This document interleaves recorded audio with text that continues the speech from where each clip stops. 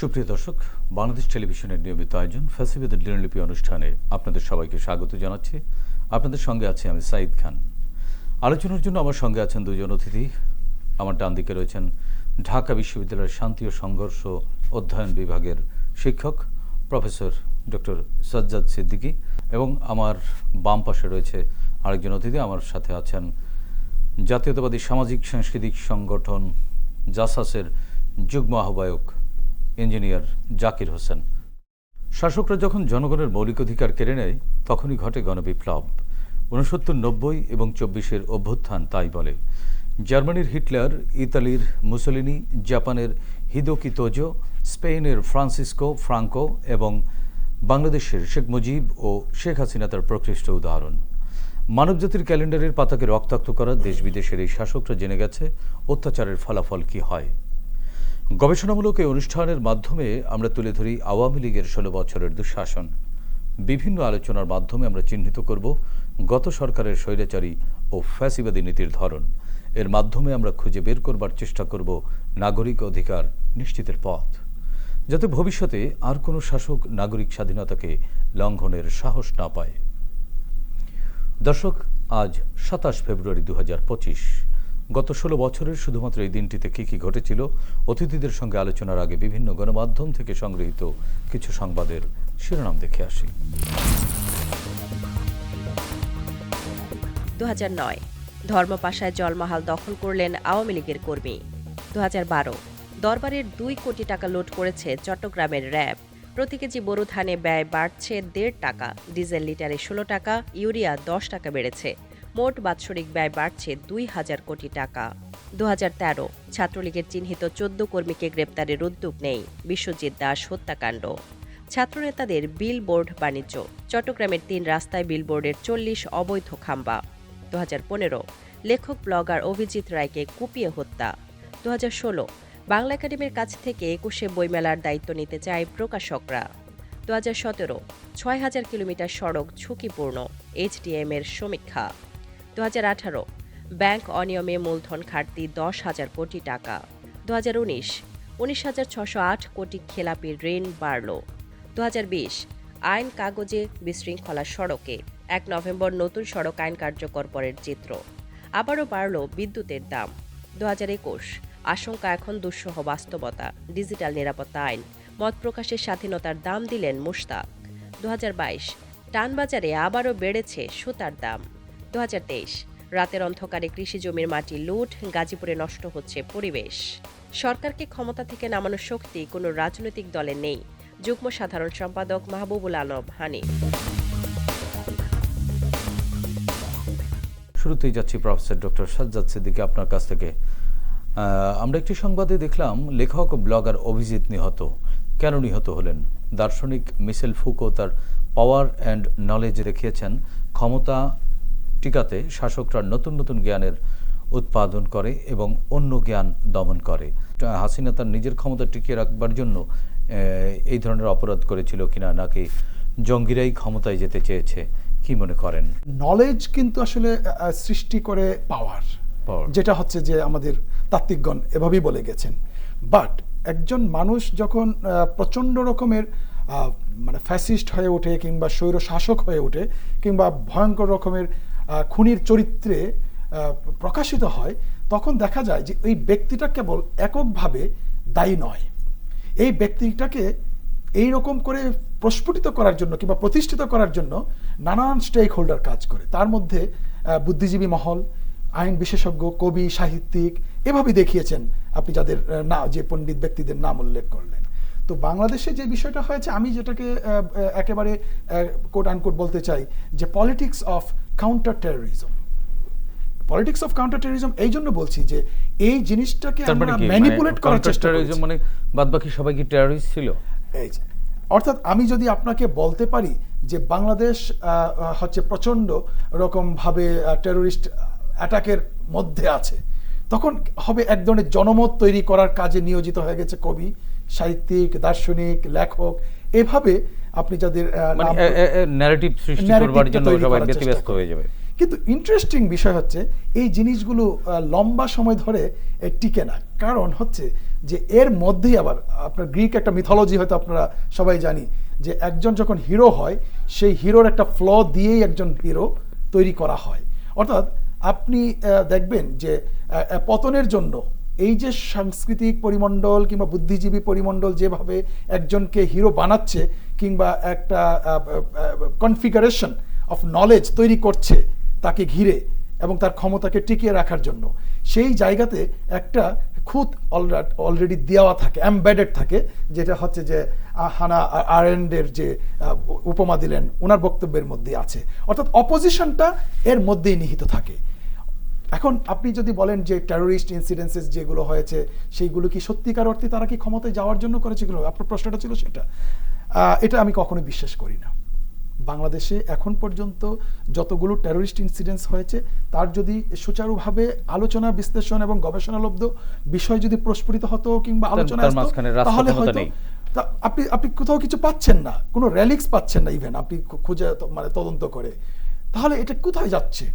এত বড় বড় যে দুর্ঘটনাগুলো ঘটছে, মনে করেন যে 10 ট্রাক অস্ত্র মামলা বলেন, জেলায় জেলায় বোমা হামলা বলেন, এইগুলো যদি সত্যিকারের অর্থেই টেরোরিস্ট অর্গানাইজেশন করতো তাহলে এর সাবসিকুয়েন্ট আরো বড় বড় ধরনের দুর্ঘটনা ঘটতো বলে অনুমান করছে সবাই। কেননা সত্যিকার ঘটনাটা কিন্তু আমরা এখনো অজানা, যার জন্য তাত্ত্বিকেরা বলে এগুলো পলিটিক্স অফ টেরোরিজম এবং কাউন্টার টেরোরিজম কিংবা অ্যান্টি হিউম্যান অ্যাক্টিভিটি নাম দিয়ে আমরা নানান ধরনের অভিযান চালাই।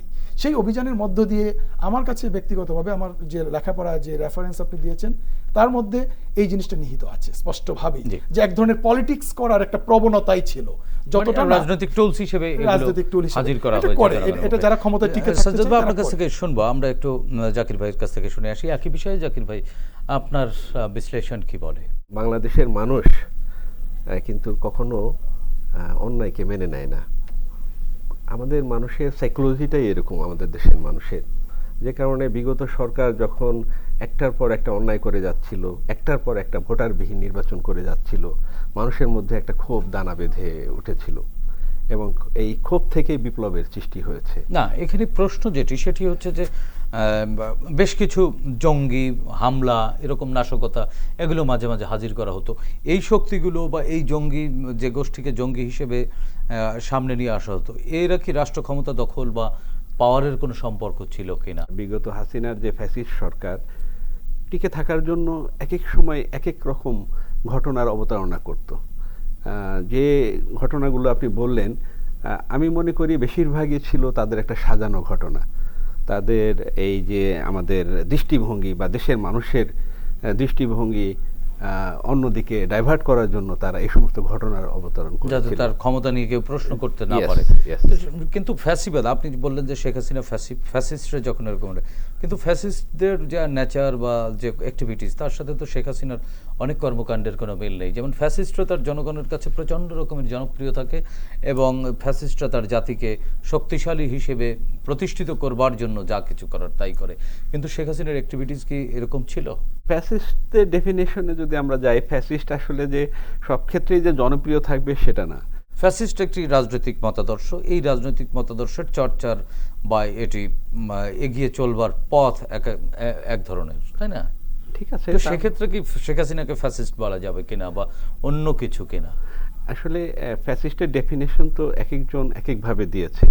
তো শেখ হাসিনার ক্ষেত্রে ফ্যাসিস্ট অবশ্যই এই ডায়লগটা প্রযোজ্য বা এই শব্দটা তার নামের আগে প্রযোজ্য এই জন্য, কারণ ফ্যাসিস্টরা কিন্তু প্রথমে এই জনগণের সাপোর্ট ছাড়াই একটা সরকারে দীর্ঘদিন কন্টিনিউ করার চেষ্টা করে। কিন্তু ফ্যাসিজম তো তার জনগণের প্রত্যক্ষ ভোটে এবং বিপুল ভোটে বিজয়ী হয়।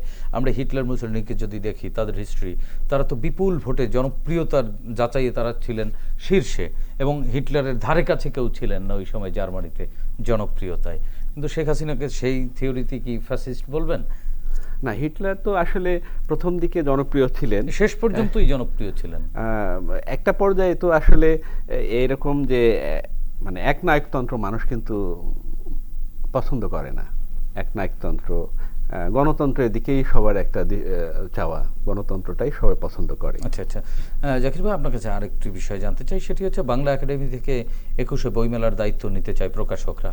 বাংলা একাডেমির কি মেলা বা মেলার মতো বিভিন্ন ছোটোখাটো ইভেন্টে থাকা উচিত? নাগরিক গবেষণা কাজ করা উচিত কিনা? সংস্কৃতির আরও বিকাশ বা সাহিত্যের আরও বিকাশ নিয়ে কাজ করা উচিত কিনা? তো বাংলাদেশের 21শে বইমেলা অনেক বড় একটি আয়োজন। এই আয়োজনে আমার মনে হয় সরকারি একটা পক্ষ থাকা উচিত।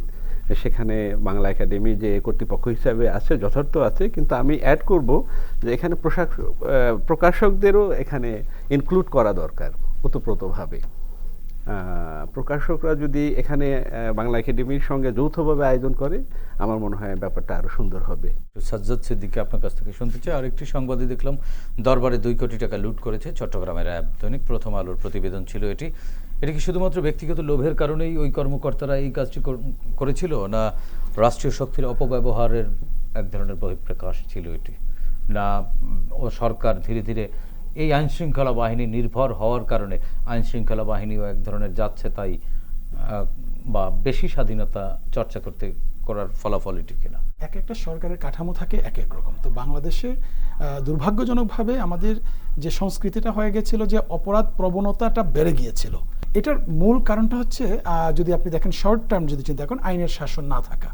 অর্থাৎ আপনি যদি মনে করেন যে আমার বন্ধু আজকে 10 কোটি টাকার মালিক হয়ে গেছে একেবারেই অযোগ্যতা থাকা সত্ত্বেও, তখন আপনার মধ্যেও একটা মনোবাসনা তৈরি হবে। এটাকে আমরা বলি যে Domino effect, negative Domino effect. যে আপনি যখন দেখছেন যে খুব বেশি যোগ্যতা লাগে না, আপনি একটু ডেসপারেট হবেন, আপনি একটু বিভিন্ন ধরনের কানেকশন মেনটেন করবেন এবং আইনের তোয়াক্কা না করবে আপনি বড় হতে পারবেন। তো এটা একটা সামাজিক ব্যাধিতে পরিণত হয়ে গেছে আমাদের।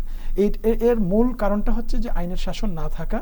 প্রথমত আইনের শাসনহীনতার মধ্যে আমরা কবে থেকে প্রবেশ করেছি? আসলে একেবারে আমাদের স্বাধীনতা যুদ্ধের পর থেকে আমাদের আইনের শাসন। কারণটা কি ছিল? আমাদের দুর্বলতা কি ছিল? এটা হচ্ছিল যে এক ধরনের আমাদের নেতৃত্বের যে দুর্বলতা, এবং আমাদের যে নেতৃত্বের গুণাবলী যদি দেখেন আপনি, আদার দেন ফিউ এক্সেপশন, 75 পরবর্তী কিছু সময় যদি আপনি আলাদা করতে পারেন, তাহলে আপনি হয়তো নির্মোহভাবে চিন্তা করতে পারবেন। এটা আমি প্রায়ই বলি, বাংলাদেশে হয়তো এই সময়টার মতো আর এখন পর্যন্ত আপনি আর কখনোই দেখবেন না। অর্থাৎ রাষ্ট্রটাকে তো আপনাকে ওন করতে হবে, ওনারশিপ ডেভেলপ করতে হবে। আপনি যদি মনে করেন যে কুক্ষিগত রাখবেন আপনার ক্ষমতা, আপনার রাজনৈতিক দল সব কিছু, তখন হয় কি পাশ কাটিয়ে অনেক এরকম স্পোরাডিক পাওয়ার গজিয়ে যায় আপনাকে কাউন্টার দেওয়ার জন্য। ওই যে আনা হারান্ডের উপমা দিলেন না, তো ওরাই আপনাকে আবার খেয়ে ফেলে। তো আপনি মনে করছেন আপনি অনেক বড় শক্তিশালী। ঠিক তেমনি বিগত সরকারও মনে করেছিল যে আমি আসলে অনেক, আমি তো আনকনটেস্টেড, আমি তো আনডিফিটেড, সো আমাকে তো কেউ ছুতে পারবে না। কিন্তু এই যে এগ্রিগেটেড যে ক্রাইম এবং ক্রিমিনালিটি এবং যে ক্রাইমের যে সংস্কৃতি, এই জিনিসগুলো কিন্তু মানুষের এক ধরনের সহনীয়তার বাইরে চলে গিয়েছিল। ফলে আপনার এই যে অসহনীয়তার পর্যায়টা আপনাকে আর ক্ষমতায় রাখতে। তো সেক্ষেত্রে এই মুহূর্তে তো আমরা এই সকল দুঃশাসন অনিয়মের বিরুদ্ধে 5 আগস্ট এক ধরনের ছাত্র জনতার গণ অভ্যুত্থানের মাধ্যমে নতুন সময় আসলাম। সেক্ষেত্রে এই সবগুলো ডিলেমা বা ট্রমা কাটিয়ে উঠে তো আমাদের সামনে এগোতে হবে। এই সরকারটা ছিল বাংলাদেশে যাবৎকালে সবচেয়ে দুর্বল ক্যাবিনেট, এটা হচ্ছে নেগেটিভ সাইড। আর সবচেয়ে হোপের জায়গাটা ছিল doctor Mohammad Yunus, the global icon. But unfortunately ওই গ্লোবাল আইকনকে যে আপনি ক্যাপিটালাইজ করবেন, এই যে দুর্বল ক্যাবিনেট দিয়ে পারছেন না। আপনি খেয়াল করুন যে এই যে নানান ধরনের দাবি দাবা নিয়ে আসছে, এটার যৌক্তিকতা কিন্তু আছে যে বিগত সময়ে তারা এই দাবিগুলো দিতে পারেনি। তাই বলে কি এখন রাস্তাঘাট ব্লক করে যেন তেনভাবে ইললেজিটিমেটলি আপনি আপনার ডিমান্ড ফুলফিল না করা পর্যন্ত আপনি পথ ছাড়বেন না। এই যে টেন্ডেন্সিটা মোকাবেলা করার জন্য তাদের স্কিলের যথেষ্ট অভাব আছে।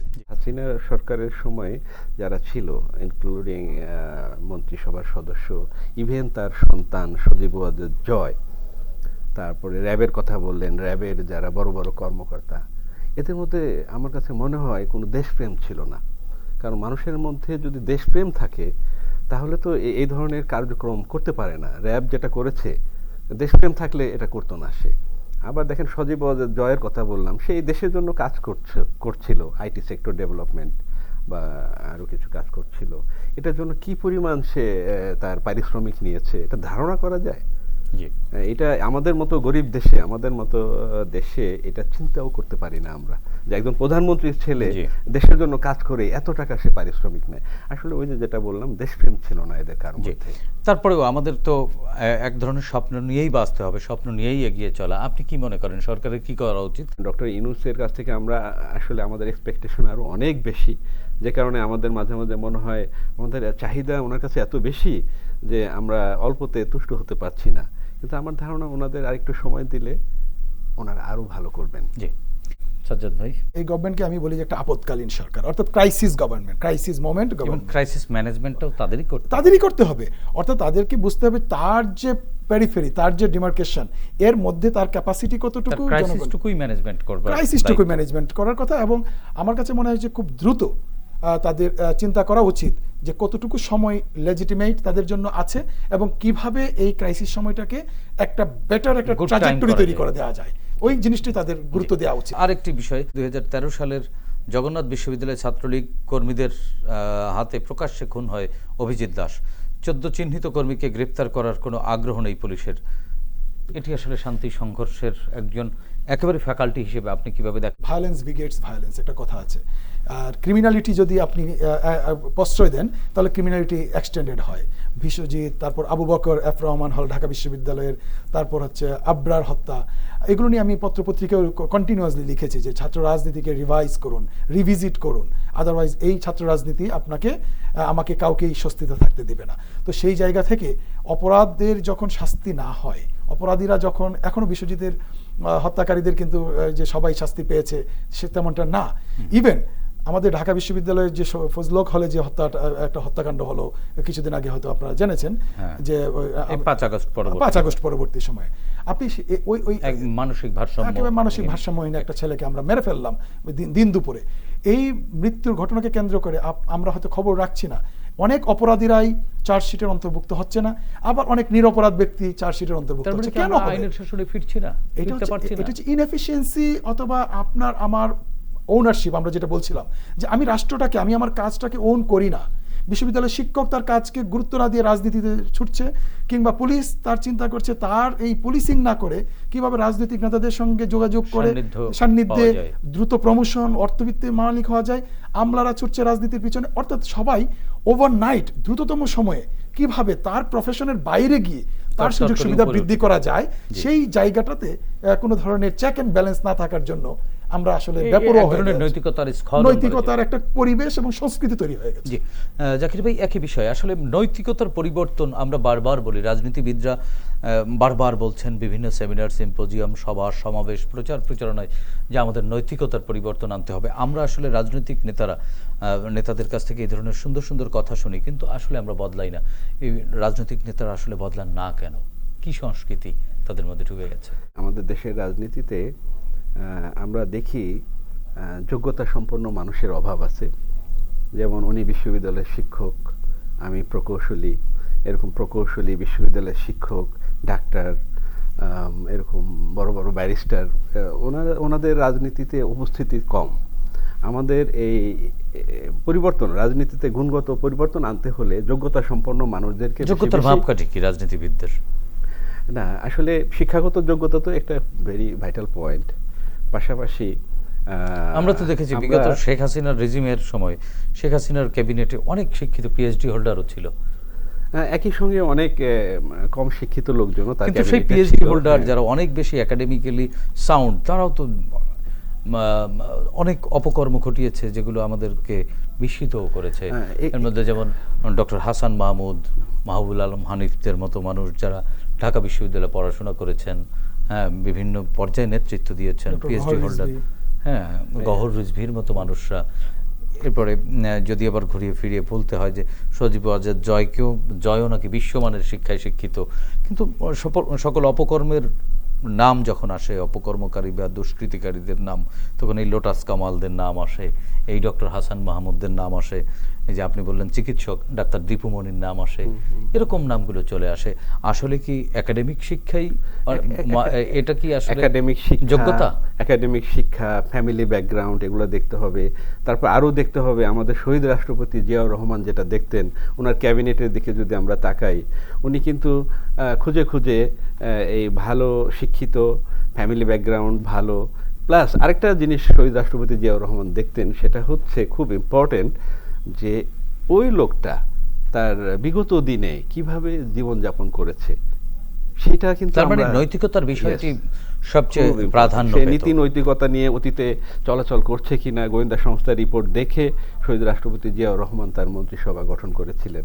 আমরা যদি মন্ত্রিসভা গঠনের ক্ষেত্রে শহীদ রাষ্ট্রপতি জিয়াউর রহমানের আদর্শ অনুকরণ করি, তাহলে আমার ধারণা আমাদের আগামী দিনের সরকার কখনো ভুল করবে না। জি, যেমনটি উনি বললেন যে একাডেমিক্যালি সাউন্ড বা এই নৈতিকতা, শুধু আসলে এটি আসলে কিভাবে বাছাই করার সুযোগ আছে আগামীর রাজনীতির জন্য? আসলে এটা আসলে বাছাই করা বলতে কি, আসলে কম্পিটিশনের মধ্যে, রাজনীতিটাকে কম্পিটিশনের মধ্যে আনতে হয়। কিন্তু গত সরকার যেটা করেছে, এই কম্পিটিশনটাকে অ্যাবসেন্ট করে দিয়েছে। অর্থাৎ এক ধরনের কনফ্লিক্টে, রাজনীতিতে প্রতিযোগিতা ছিল না, প্রতিদ্বন্দ্বিতা ছিল না, বরং ছিল কোয়ারশন, আপনি নিপীড়ন, নির্যাতনের মাধ্যমে ক্ষমতায় টিকে থাকা, জিম্মি করা। ফলে ওই রাজনীতি একটা সংস্কৃতির একটা বিষয়।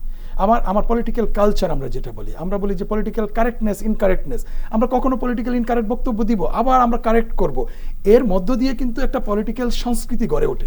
এখন আপনি যদি কোনো কিছু বলতেই না পারেন, কিংবা আপনি যদি কোনো কিছু লিখতেই না পারেন, তখন কি হয়?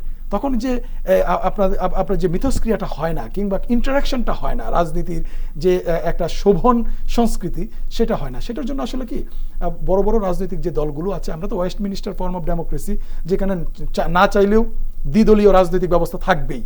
এই দ্বিদলীয়র বাইরে গিয়ে আমরা চিন্তা করতে পারছি না। এইটা বাস্তবতাটা মাথায় রেখে আমাদেরকে চিন্তা করতে হবে একটা কম্পিটিশনের মধ্যে রাখা, অর্থাৎ আমি বেটার সার্ভিস দিচ্ছি। এখন ঘটনা হচ্ছে যে দুর্নীতির দায়ে অভিযুক্ত হচ্ছে শুধু তা না, প্রমাণিত হচ্ছে, সাজা হচ্ছে, তারপরে তাকেই আমরা দিচ্ছি কেন? ওই যে ক্রনিজম, আমরা অর্থনীতির মালিক, বড় বড় ডোনার হয়ে যাচ্ছি।